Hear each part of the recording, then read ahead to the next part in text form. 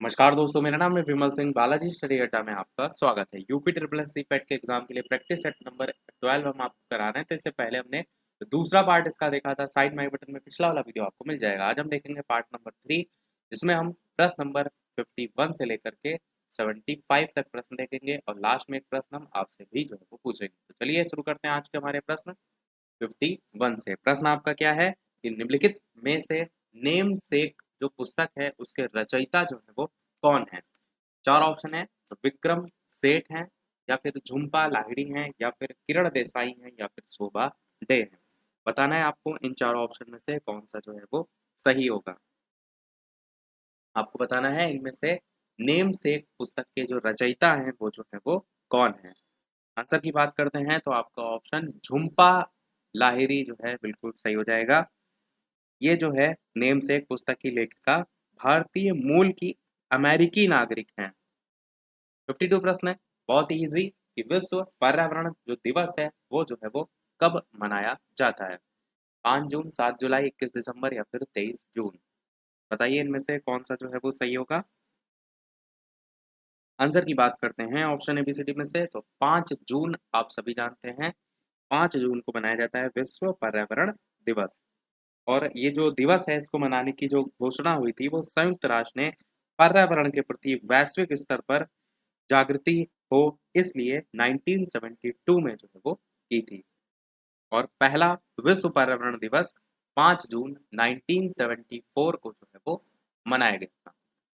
53 प्रश्न है कि कृषि के ग्रीन हाउस का एक तरीका जहां उन्नत ग्रीन हाउस प्रौद्योगिकी जैसे कि हाइड्रोपोनिक्स और एरोपोनिक्स का उपयोग करके शहरों में बहुमंजिला जो इमारत है उनके अंदर वाणिज्यिक रूप से व्यवहार्य फसलों की खेती की जाती है, उसे किस खेती के अंतर्गत हम रखते हैं।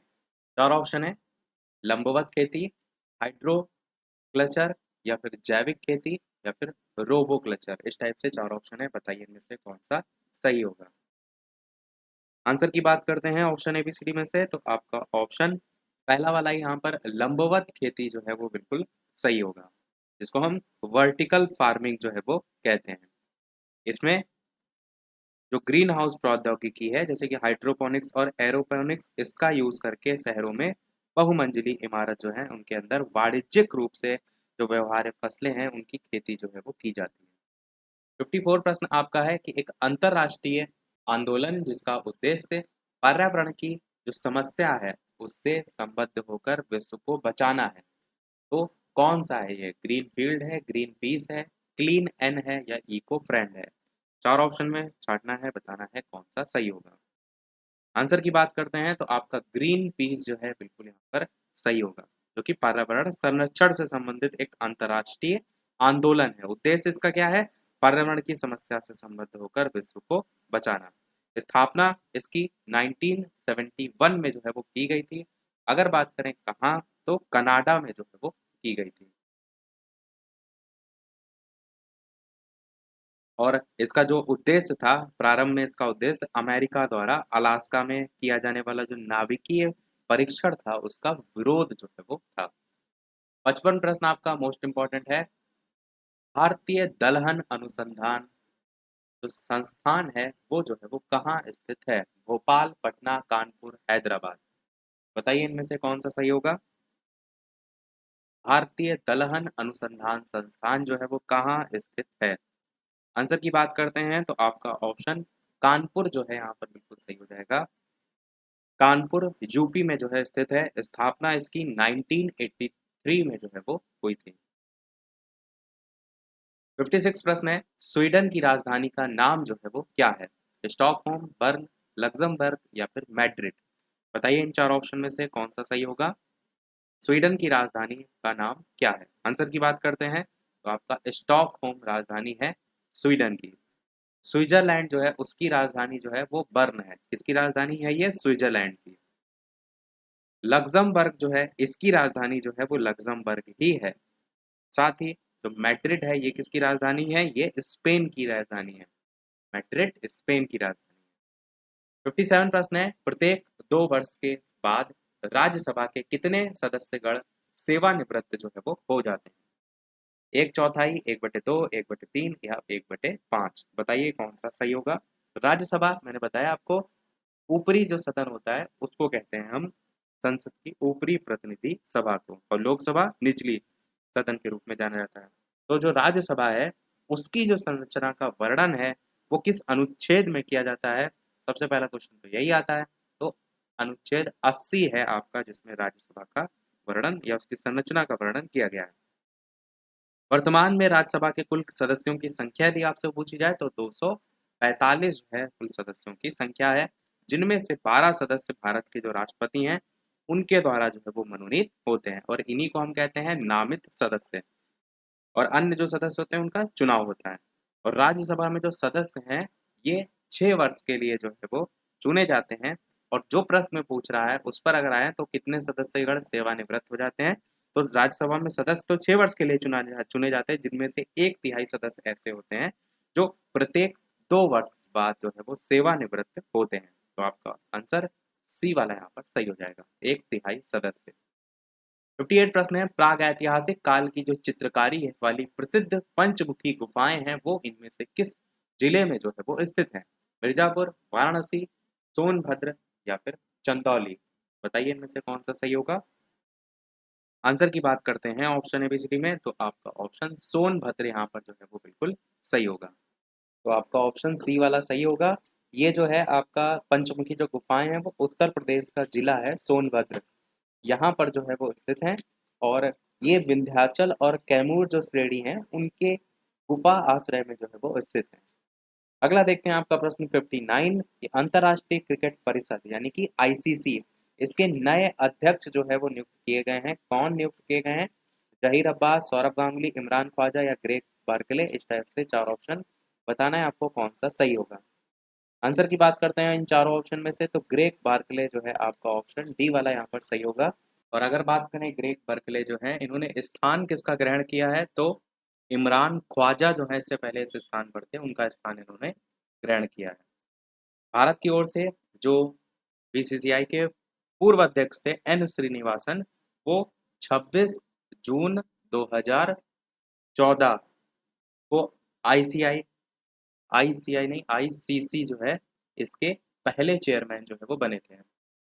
60 नंबर प्रश्न आपका है, राष्ट्रीय जल पुरस्कार 2020 में किस राज्य को पहला पुरस्कार जो है वो दिया गया। राजस्थान, तमिलनाडु, महाराष्ट्र, कर्नाटक। 4 ऑप्शन है, बताइए इनमें से कौन सा सही होगा। आंसर की बात करते हैं तो तमिलनाडु आपका ऑप्शन बी वाला जो है वो बिल्कुल सही होगा।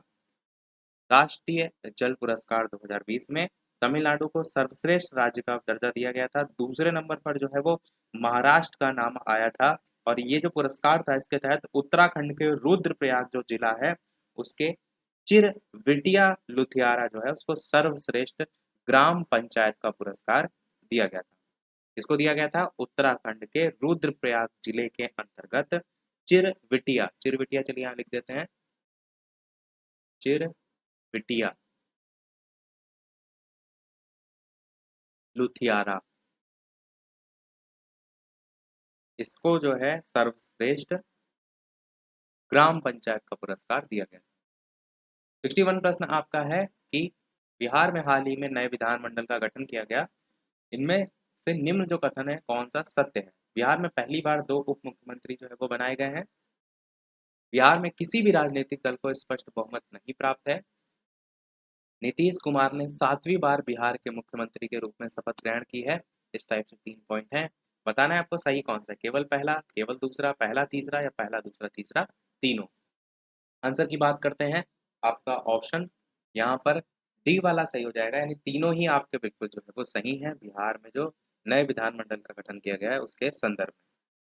62 प्रश्न आपका है, भारत में जलवायु परिवर्तन पर पेरिस समझौता लक्ष्यों को प्राप्त करने के लिए हाल ही में एक शीर्ष समिति का जो है वो गठन किया गया। तो इस संदर्भ में कौन कौन से कथन है। तो ये जो समिति का गठन जो है वो किया गया था भारत में जलवायु परिवर्तन पर पेरिस समझौते लक्ष्यों को प्राप्त करने के लिए, इसके संदर्भ में कौन कौन से कथन जो है वो सत्य है।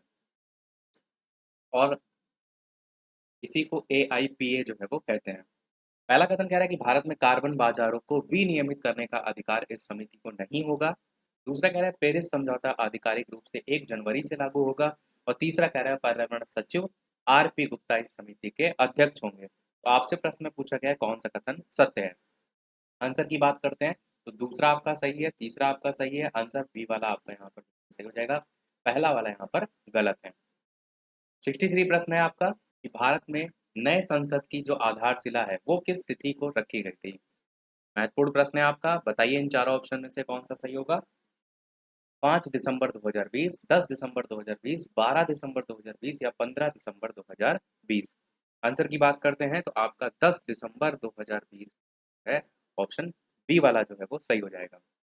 इसको जो है प्रधानमंत्री जो नरेंद्र मोदी थे उन्होंने एक नए संसद भवन की आधारशिला रखी थी, और ये जो संसद भवन था इसका जो निर्माण था वो नई दिल्ली, इसमें संसद मार्ग पर जो है वो किया गया था। और नए भवन के निर्माण पर आपसे अगर धनराशि पूछी जाए तो 971 करोड़ रुपए की लागत जो है वो इसमें आएगी।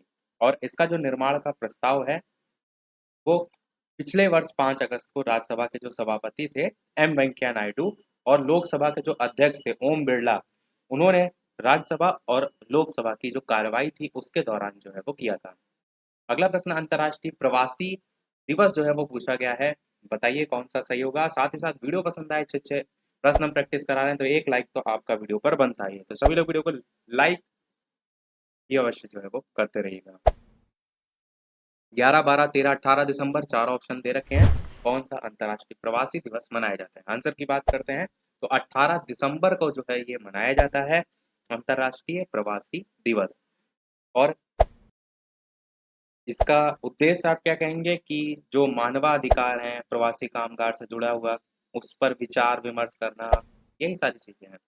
दिन ही आपसे जो है वो पूछा जाएगा। अगला प्रश्न देखते हैं, कौन सा संगठन है जिसने जनवरी 2021 में वैश्विक जो ऊर्जा सुरक्षा है उसको बढ़ाने के लिए भारत के साथ राजनीतिक साझेदारी समझौते के लिए फ्रेमवर्क पर हस्ताक्षर जो है वो किए।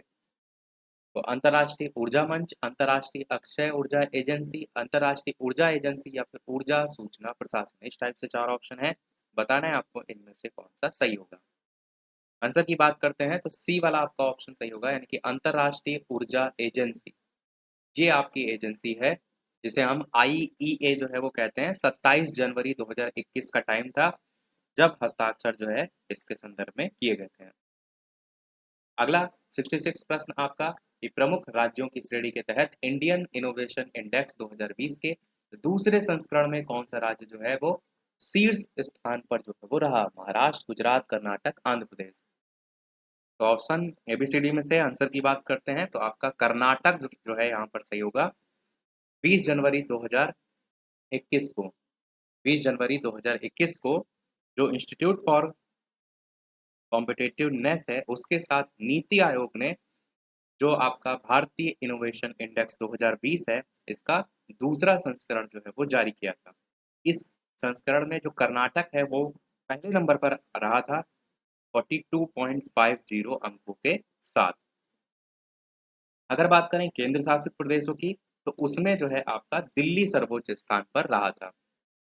67 प्रश्न है, जोधपुर में आयोजित पहली द्विपक्षीय वायु अभ्यास एक्सरसाइज डेजर्ट नाइट 21 में भारतीय वायुसेना के साथ किस देश ने भाग लिया। जापान, फ्रांस, रूस, जर्मनी, बताइए कौन सा सही होगा।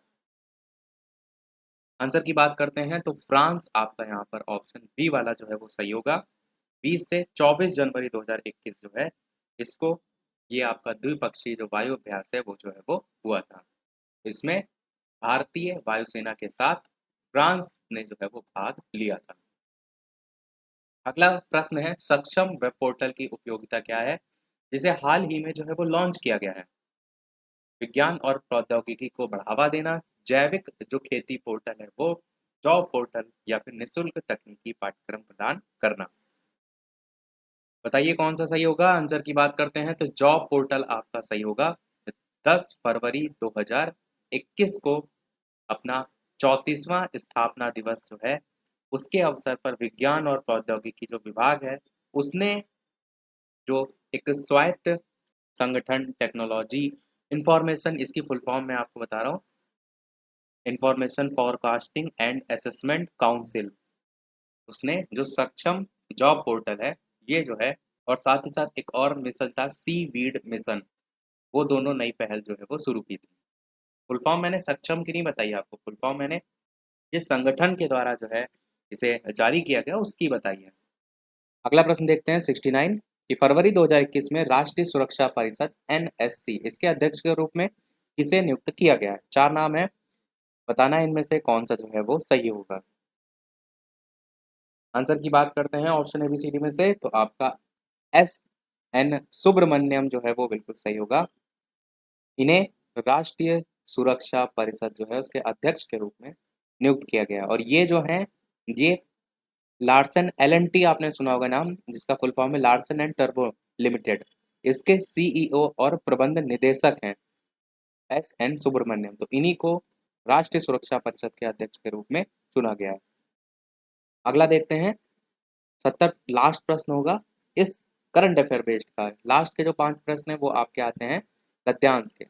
विश्व भर में सामाजिक न्याय दिवस जो है वो मनाया जाता है 18, 19, 20, 21 फरवरी, इनमें से कौन सा जो है वो सही होगा ये आपको बताना है। तो चलिए आंसर की बात करते हैं। आप सभी जानते हैं 20 फरवरी को जो है ये दिवस मनाया जाता है सामाजिक न्याय दिवस। संयुक्त राष्ट्र जो महासभा है उसके द्वारा 2007 में ये दिन जो है वो मनाने की शुरुआत जो है वो की गई थी। और अगर बात करें 2021 की, इस दिवस की थीम क्या थी? तो एक call for social justice in the digital economy, ये इसकी थीम थी। तो अब देखते हैं हमारे लास्ट के 5 प्रश्न जो कि आपके गद्यांश पर आधारित आते हैं। गद्यांश को पढ़ते हैं कि साहस की जिंदगी सबसे बड़ी जिंदगी होती है। ऐसी जिंदगी की सबसे बड़ी पहचान ये है कि वो बिल्कुल निडर, बिल्कुल बेखौफ होती है। साहसी मनुष्य जो है उसकी पहली पहचान है कि वह इस बात की चिंता नहीं करता है कि तमाशा देखने वाले लोग उसके बारे में क्या सोच रहे हैं। दूसरों की परवाह किए बगैर जीने वाला आदमी दुनिया की असली ताकत होता है और मनुष्यता को प्रकाश भी ऐसे ही आदमी से मिलता है। साहसी मनुष्य उन सपनों में भी रस लेता है जिनका कोई व्यवहारिक अर्थ नहीं है। साहसी मनुष्य अपने उधार नहीं लेता है, वो अपने विचारों में रमा हुआ अपनी ही जो है वो किताब पढ़ता है। झुंड में चलना और झुंड में चरना तो भैंस और भेड़ का काम है। साहसी मनुष्य तो सिंह के समान होता है जो कि अकेला होने पर भी मग्न जो है वो रहता है। अर्नाल्ड बेनेट जो है उन्होंने एक जगह लिखा है, जो आदमी उपयुक्त अवसर मिलने पर भी साहस से काम ना ले सका वह कभी भी सुखी जो है वो नहीं हो सकता।